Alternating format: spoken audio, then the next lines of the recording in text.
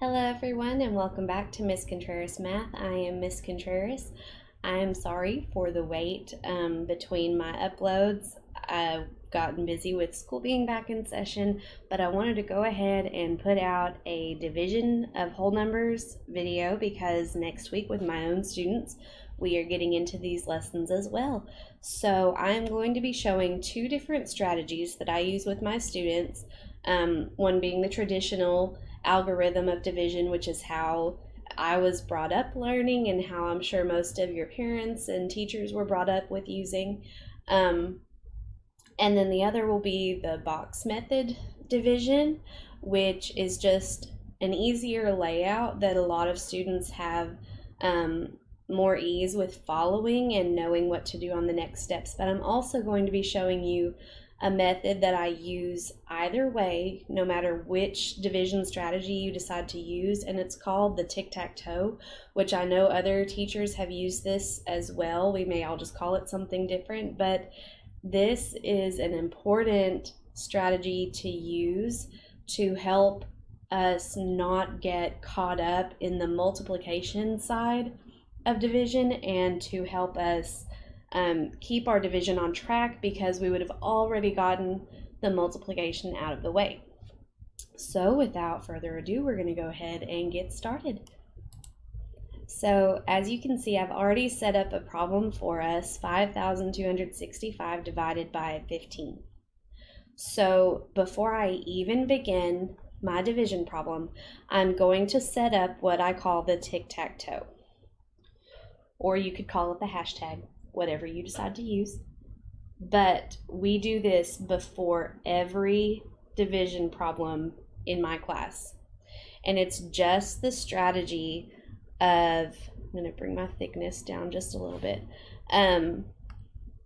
It's just the strategy of listing the first 9 multiples of your divisor. And the reason that this is so important, and the reason we only go to 9, is because that's the largest number you're ever going to have inside of one place value is 9. So we're listing the multiples of the number that we're dividing by, which in this case is 15. So we are going to list them, and I go down each column, starting with the first place, which will be 1. So in this box, it's the same thing as saying 15 times 1, which is 15. Now, if you do not know your multiples of the number that you're dividing by, let's say you don't know your 15s, that's perfectly fine.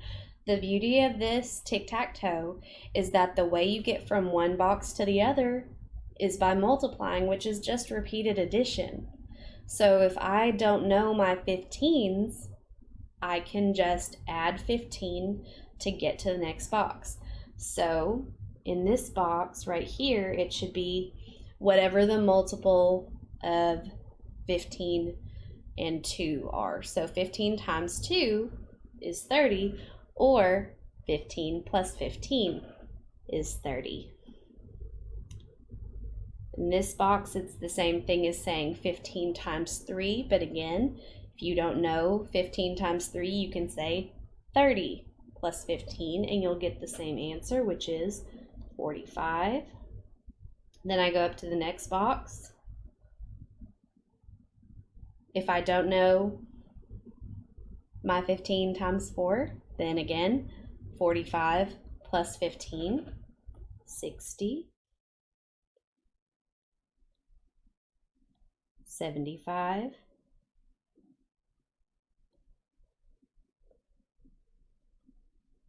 90,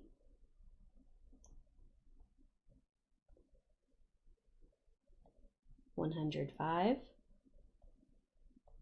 and I'm listing the numbers in the bubbles that way whenever we go back and actually get into our division, I know that the number on top of the box should be whichever one of these multiples I am using, whichever one of the factors.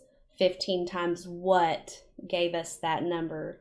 So that's why those bubbles are there, to help us understand which number we multiplied by to get that product.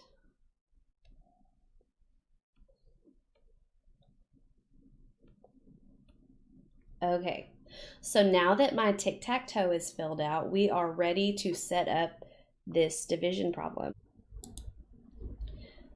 So the dividend is that 5,265. That number is what goes in the house.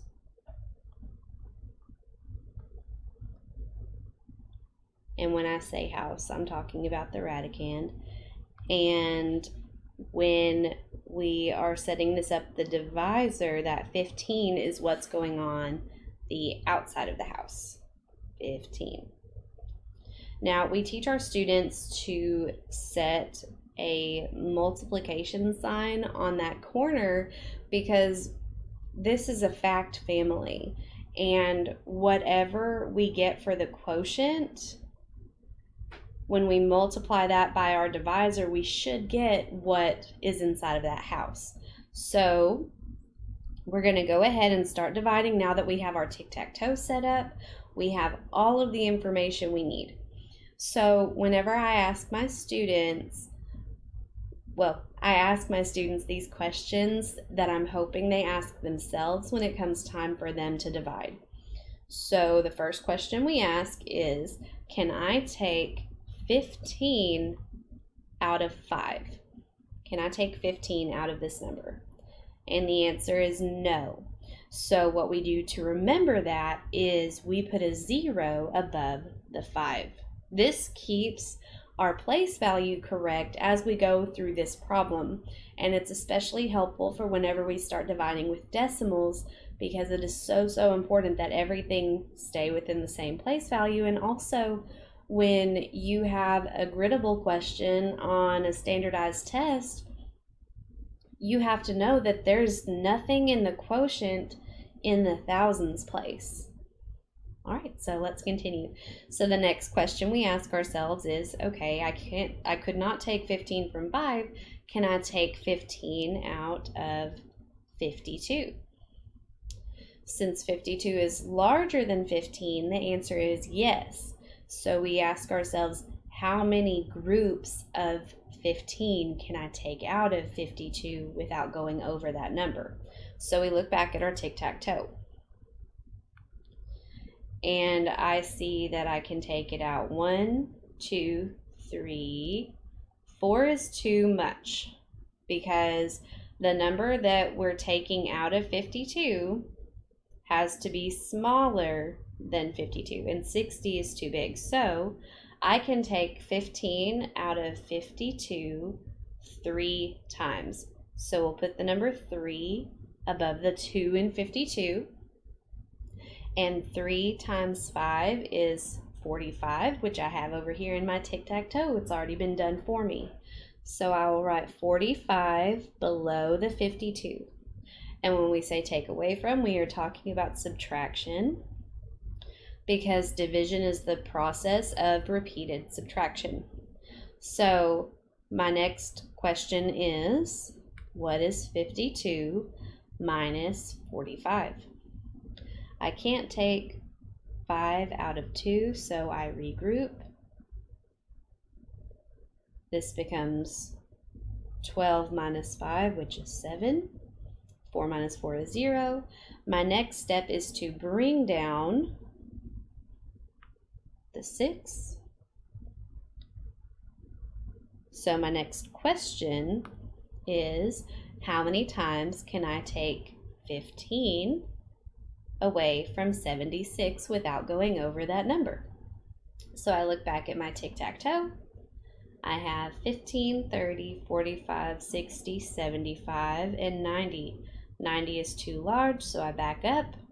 I can take 75 out of 76, and the number that I multiply 15 by is 5.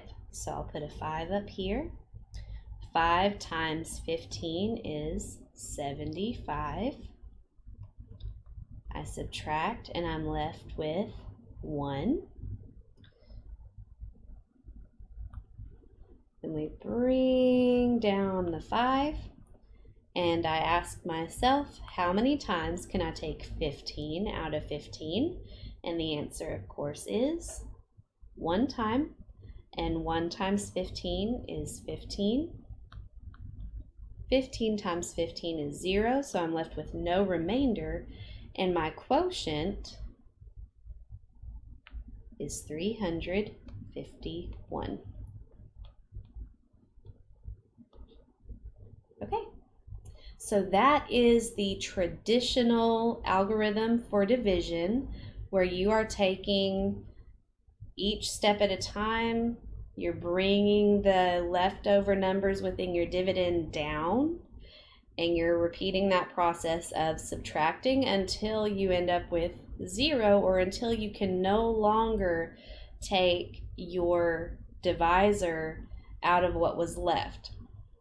At which point you could get into decimals or get into rewriting your remainder as a fraction, but for right now, we are going to stick with no remainder division.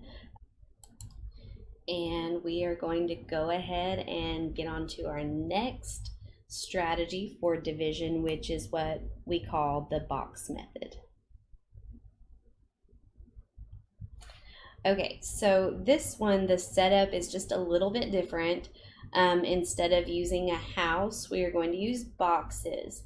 And each number of our dividend is going to have its own separate box. So the way that we set this up is I generally draw a pretty large rectangle, and I start with the last number and move toward the larger place values, just because of the amount of space you need to leave between each one. So I'll put my 5 down, leave a little space, draw a line, 6, leave some space, draw a line, 2, leave some space in front of it, draw a line. The first number does not require any space because we are not putting anything in front of it. And then, as before, the 15, our divisor, will go on the outside of the house. And we are going to ask ourselves those same questions that we asked ourselves before. So, can I take 15 away from 5? No. So I again put my 0 above it. 0 times 15 is 0. We're only taking that extra step that we didn't take before. And so our product of this times 15 will go below it. And again, we will subtract. 5 minus 0 is 5. Now, instead of bringing the 2 down, we are bringing whatever our difference is up to the next box. And I ask myself the same question.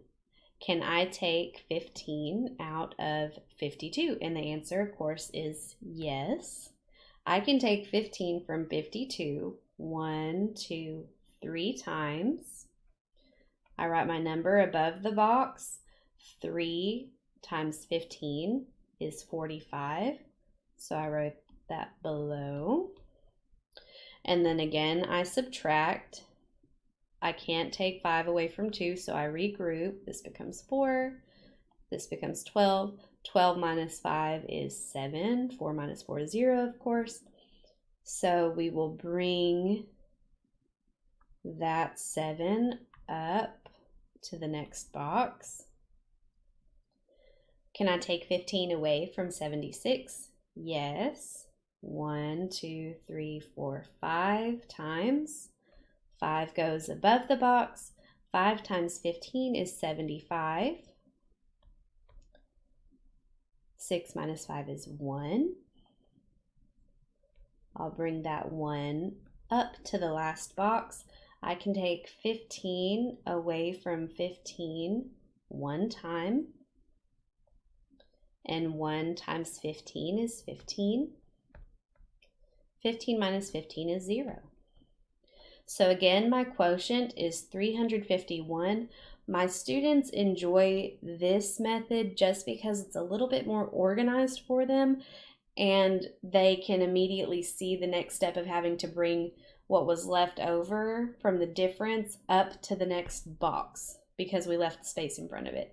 Now, Just a little side note, when you get into decimal division or numbers after the ones place, what I will have my students do, if there is a decimal, I will have them put it directly on that line to bring straight up into your quotient. And if you do have numbers that will have remainders after it, and you want to rewrite that number as a decimal, all you have to do is add boxes and zeros. And that's it until you get your desired number. I hope this was helpful, and I hope that you will maybe use some of these strategies yourself. I find them very helpful, especially the box method. I think that's one of my new favorites for division, just because it's very organized, it's very clean, and the students seem to show their work more easily when it's in those separate boxes. So I hope this was helpful again, and I hope you have a great day, make smart choices, and happy mathing. Bye.